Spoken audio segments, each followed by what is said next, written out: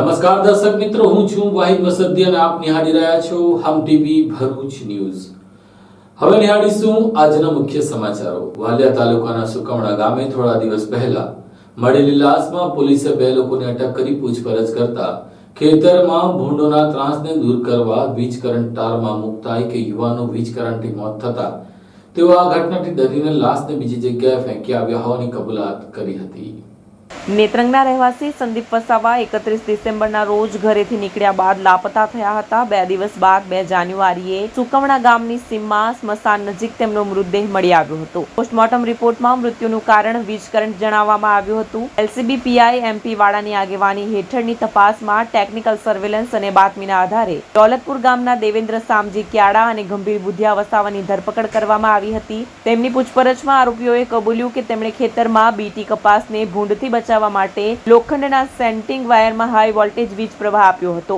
આરોપીઓએ મૃતદેહને પ્રથમ કપાસના ખેતરમાં સંતાડ્યો અને રાત્રે ખાતરની કોથળીમાં ભરીને ટીવીએસ સ્ટાર બાઇક પર સુકવણા ગામની સીમમાં ફેંકી દીધો હતો। પોલીસે બંને આરોપીઓને વાલિયા પોલીસ મથકે સોંપ્યા છે, જ્યાં વધુ તપાસ હાથ ધરવામાં આવી રહી છે। ઝઘડિયા તાલુકાના ધોળાકુવા ગામ નજીકથી પસાર થતી નહેરનું પાણી ઓવરફ્લો થઈને ગામમાં પ્રવેશી જતા ગ્રામજનો માટે મુશ્કેલીઓ ઊભી થઈ રહી છે। નહેરનું સફાઈ કામ કરવામાં આવે તેવી માંગ ઉઠવા પામી છે।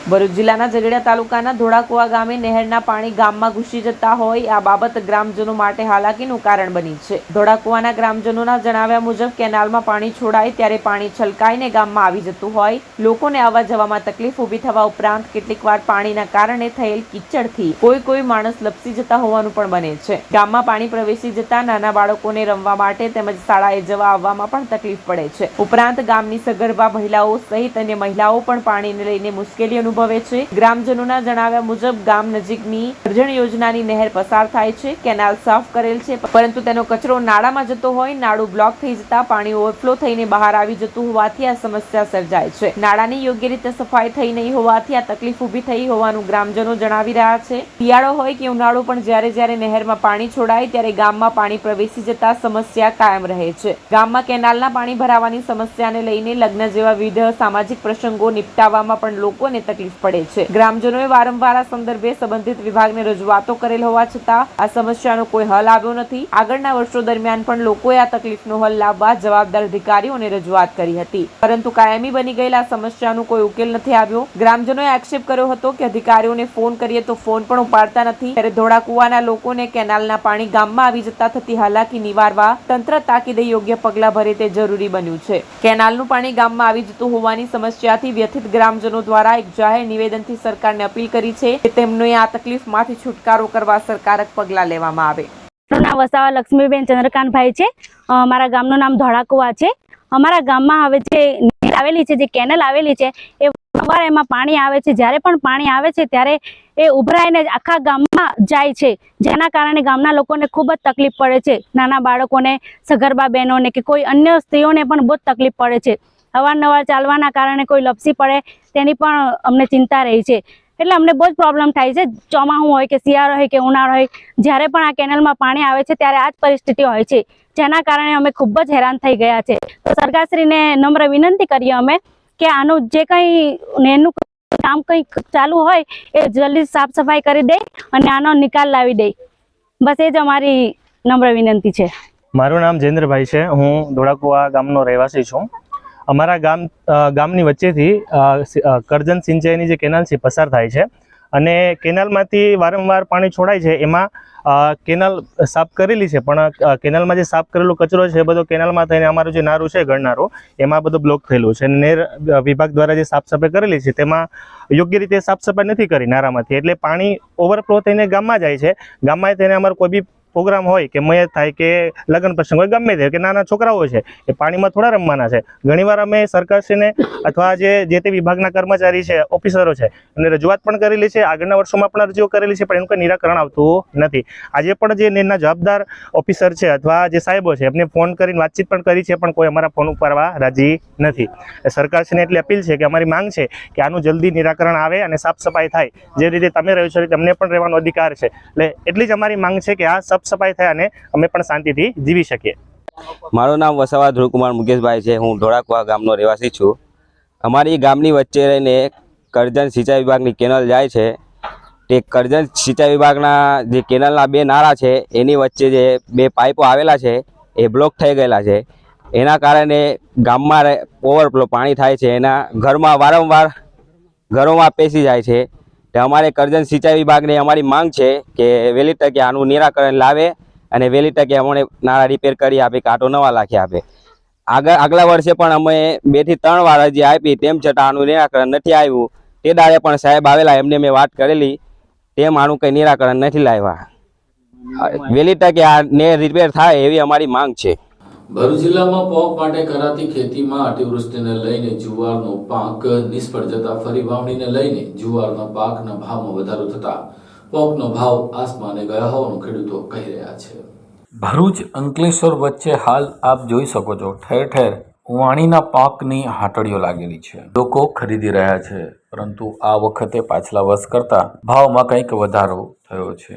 આ ભાવ વધારા પાછળ ખેડૂતોનું કહેવું છે કે ભરૂચ જિલ્લામાં દર વર્ષ કરતે આ વખતે લાંબા સમયગાળાનો વરસાદ અને અતિવૃષ્ટિ એટલે કે રેલના કારણે નદી કિનારા વિસ્તારમાં ઉભેલો જવાર એટલે કે વાવણીનો પાકને નુકસાન થયું છે, જેને લઈને તેનો પાક મોડેથી રોપવામાં આવ્યો. ઘણા ખરા ખેડૂતો તો વાવણી કરવાનું ટાળ્યું હતું, જેના કારણે આ વખતે 20 કિલો વાવણી કરવાનો ભાવ 1500 ને બદલે 4000 જેટલો થઈ ગયો અને તેના કારણે જ હાલ પોક મોંઘો બન્યો હોવાનું પોક ઉત્પાદક સુરેશભાઈ ઠાકોરે જણાવ્યું હતું. મારું નામ સુરેશભાઈ અંબુભાઈ ઠાકોર. આજે તમને વાણીના ભાવ વિશે થોડી વાત કરવા માંગુ છું. આપણે જોઈએ કે દર વર્ષે વાણીનો ભાવ 1500-2000 હોય છે. તેના કારણે આ ફેરી ખેડૂતોને 4000-3500 લગીનો ભાવ મળ્યો છે. અતિવૃષ્ટિના કારણે કેટલાક ખેડૂતો બનાવી નથી શક્યા, જેના બનાવ્યો તેને આ ફેરી હારામાં હારો ભાવ મળ્યો છે, જેથી કરીને આજે માર્કેટની અંદર 1000 થી 1200 રૂપિયે ભાવનો કિલોનો ભાવ વેચાય છે. બીજી તરફ આમાં ખેડૂતોને ઘણો ફાયદો થયો, પરંતુ આ તરફ વાણી ખરીદોનો ભાવ ઉચકાવાથી પોંકનો કિલોનો ભાવ આસમાને ચડ્યો છે. દર વર્ષે જેમ પોંકની કિંમત 500 રૂપિયા પ્રતિ કિલો હતી, તે આજે 1000 રૂપિયાના કિલોના ભાવે વેચાય છે. આથી આવનાર પોંક ખરીદનાર પ્રેમીઓ નિરાશ થયા છે અને તેના કારણે વેચાણ પણ ઓછું થઈ રહ્યું છે અને ગ્રાહકોના ખિસ્સા ઉપર વજન પડી રહ્યું હોવાનું પાર્થ પટેલ નામના ગ્રાહકે જણાવ્યું હતું. જામનગર જિલ્લાના કાલાવડ તાલુકાથી આવું છું. મારું નામ પાર્થ પટેલ છે. દર વર્ષે આમ સુરત જવાનું તો અવારનવાર રહેતું જ હોય છે, પણ ભરૂચ આવી એટલે પોક તો સાંભળે જ. આપણે પોક ખાવા માટે ઊભી રહેવું જ પડે. સમથિંગ દર વખતની જોઈને 500 થી 600 રૂપિયા કિલો પોકનો ભાવ હોય છે. આ વખતે સમથિંગ 1000 થી 1100 રૂપિયા કિલો છે ભાવ. એટલે આમ થોડું કહી શકીએ તો વ્યાજબી નહીં કહી શકાય, પણ આપણે પોક ખાવા માટે તો ઊભી રહેવું જ પડે છે. કોઈ પણ કારણોસર પાણીના તંગી આ રીતે પોકનો ભાવ વધી ગયો છે. વાગરા તાલુકાના ભેંસલી ગામમાં સપ્ટેમ્બર માસમાં પૈસાની લેતી દેતીમાં થયેલી હત્યામાં પોલીસે એક વ્યક્તિને મુંબઈથી ઝડપી લીધો હતો. પોલીસ તપાસમાં જાણવા મળ્યું કે મૃતકના એટીએમ કાર્ડથી તેના મૃત્યુ બાદ પણ રૂપિયા ઉપાડવામાં આવ્યા હતા. પોલીસ તપાસમાં બહાર આવ્યું કે આર્યા ટ્રાન્સપોર્ટમાં ડ્રાઈવર તરીકે કામ કરતા શાહનવાઝ ઉર્ફે ખર્શિદ સાથે દિલીપ કુમારનો રૂપિયાની લેતી દેતી બાબતે વિવાદ હતો. શાહનવાઝે મુંબઈથી નસીફ મુનિહર અને મોહમ્મદ હાદિશ ઉર્ફે રાજાને બોલાવ્યા હતા. આ ચારેય શખ્સે મળીને મુંબઈથી હત્યા માટેનું પ્લાનિંગ કર્યું અને દોરડું, રૂમાલ અને ચપ્પુ લાવ્યા હતા. પોલીસે આ કેસમાં મોહમ્મદ અનસ હમીદ મુસ્લિમની ધરપકડ કરી છે. પૂછપરછમાં તેણે કબૂલ્યું કે દિલીપ કુમાર યોગ્ય વળતર નહીં ચૂકવતો હોવાથી તેની હત્યા કરવામાં આવી હતી. હત્યા બાદ લાશને ભેંસલી વિસ્તારમાં ફેંકી દેવામાં આવી હતી અને આરોપીઓ મુંબઈ ભાગી ગયા હતા. પોલીસે અન્ય 3 આરોપીઓને વોન્ટેડ જાહેર કર્યા છે અને તેમને ઝડપી પાડવાની કાર્યવાહી શરૂ કરી છે. થી 3.5 મહિના પહેલા દહેજ પોલીસ સ્ટેશન વિસ્તારના ભેંસલી ગામની સીમ વિસ્તારમાંથી એક અજાણ્યા માણસની લાશ ડીકમ્પોઝ થયેલ હાલતમાં મળી આવેલી. સૌ પ્રથમ લાશની ઓળખ નહીં થયેલી, પરંતુ એ લાશ ઉપર જે છૂંદણું એટલે કે ટેટુ માર્ક્સ કરાવેલા હતા, એ ટેટુ માર્ક્સ આધારે લાશની ઓળખ પ્રસ્થાપિત પોલીસે કરેલી અને મરણ જનાર ઈસમ છે એ દિલીપ કુમાર ઉર્ફે દીપક ભગવત શરણ, ઉંમર વર્ષ 40, કે જે યુપીના ઝાંસી જિલ્લાનો હોવાનો અને વડોદરા આર્યા રોડ લાઇન્સ નામની કંપનીમાં ટ્રાન્સપોર્ટ કંપનીમાં સુપરવાઇઝર મેનેજર તરીકે કામ કરતો હોવાનું જણાયેલું. લાશ ઉપર કોઈ દેખીતા ઈજાના નિશાન સૌપ્રથમ જણાતા નહીં હોવાના કારણે એના મોત બાબતે સૌપ્રથમ દહેજ પોલીસ સ્ટેશનમાં અકસ્માત મોતનો બનાવ નોંધીને એની મોતનું ચોક્કસ કારણ જાણવા માટે પેનલ ડોક્ટરથી પીએમ કરાવવા માટે તજવીજ હાથ ધરવામાં આવેલી. લાશનું પીએમ થતા એ લાશ ડિકમ્પોઝ થયેલી હોય અને એના ઉપર કોઈ દેખીતા નિશાન નહીં જણાતા હોવાના કારણે ડોક્ટરશ્રીએ એનો એફએસએલ રિપોર્ટ બાદ એનું મોતનું ચોક્કસ કારણ જણાવી શકાશે એ રીતનો મેડિકલ ઓફિસરે પીએમ નોટ આપેલી. ત્યારબાદ આ મરણ જનાર જે કંપનીમાં કામ કરતો હતો તે ત્યાં તપાસ કરતા જાણવા મળેલું કે એ જે દહેજ રોડ વિસ્તારમાં જે એમની ટ્રાન્સપોર્ટ કંપનીની જે ટ્રકો ફરે છે એનું સુપરવાઇઝર તરીકે કામ કરવા માટે એ જોલવા ખાતે રહેતો હતો અને એ ટ્રકોનું સુપરવિઝન કામ કરતો હતો એવું કંપનીમાંથી જાણવા મળેલું. અને વધુ તપાસ કરતા એવું પણ જણાયેલું કે એ આ ટ્રાન્સપોર્ટ કંપનીમાં બીજો એક ડ્રાઈવર તરીકે માણસ કામ કરતો હતો, ખુરશીદ ઉર્ફે શાહનવાજ જાહિદ ખાન, કે જે યુપી જિલ્લાના પ્રતાપગઢનો હતો. એને પગાર બાબતે આ દિલીપ સાથે માથાકૂટ થયેલી હતી, જેથી પોલીસે ઇનિશિયેટિવ લઈને આ દિશામાં વધુ તપાસ કરેલી. તો આ જે ખુરશીદ ઉર્ફે શાહનવાજ છે એ પણ આ જે આ બનાવ બનેલો એના 2-1 દિવસ પછી નોકરી છોડીને જતો રહેલો, કોઈને કંઈક પણ કહ્યા વગર, અને એનો મોબાઈલ પણ બંધ હાલતમાં જણાયો. જેથી પોલીસે ટેકનિકલ સર્વેલન્સ અને હ્યુમન ઇન્ટેલિજન્સની મદદથી વધુ તપાસ કરેલી. બાતમીદારોનો સહકાર લઈને આ દિશામાં વધુ તપાસ કરતા જાણવા મળેલું કે આ જે ખુરશીદ ઉર્ફે શાહનવાજ છે એને આ બનાવના સમયગાળા દરમિયાન 4 જેટલા મિત્રો એના મુંબઈથી આવેલા અને આ દિલીપ સાથે ક્યાંક બહાર નીકળેલા એવું તપાસમાં જણાયેલું. જેથી વધુ તપાસ કરતા આ જે દિલીપના ત્યાં જે આ નોકરી કરતો હતો ખુરશીદ, એ ખુરશીદને જે 4 માણસો બોલાવેલા હતા એમના નામ જાણેલા તો એક સોહેલ અહેમદ, બીજો મોહમ્મદ હદીસ અને એક મોહમ્મદ અનસ નામનો ઈસમ એ મુંબઈથી આવેલા હતા.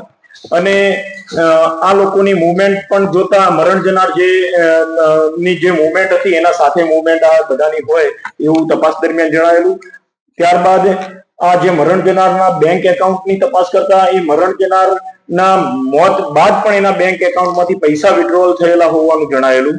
અને એ બાબતે એના પરિવારજનોને પૂછતા કોઈએ પણ એના એકાઉન્ટમાંથી પૈસા વિડ્રો નહીં કરેલા હોવાનું જણાયેલું. જેથી આ જે ચાર માણસો ઉપર શંકા હતી એ માણસોની શોધખોળ કરતા એમના જે સરનામા હતા રહેણાંકના યુપી ખાતેના ત્યાં પણ તપાસ કરતા મળી નહીં આવેલા. અને ત્યારબાદ આ વધુ તપાસ કરતા આ 4 પૈકીનો એક માણસ Mohammad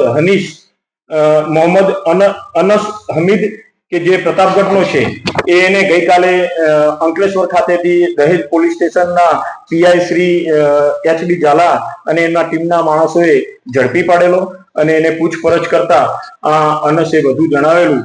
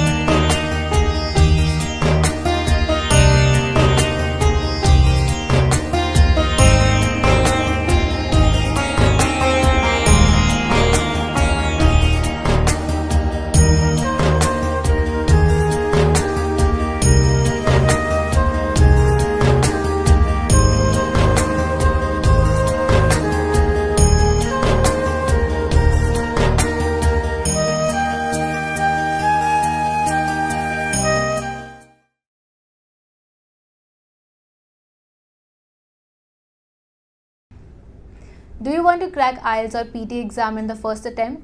Do you face problems in vocabulary learning?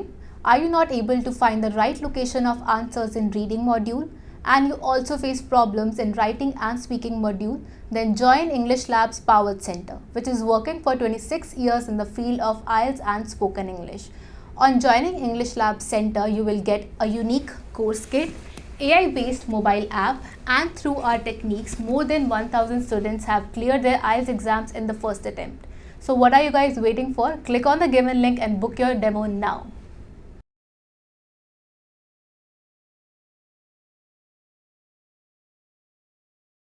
Panoli જીઆઈડીસીમાં આવેલી બ્લુ ટેક્સ કંપનીના પ્લાન્ટમાં પતરા ઉપર કામ કરતા વડા નીચા પડી ગયેલા કામદારને ગંભીર ઇજા પહોંચતા તેનું સારવાર દરમિયાન મોત નીપજ્યું હતું.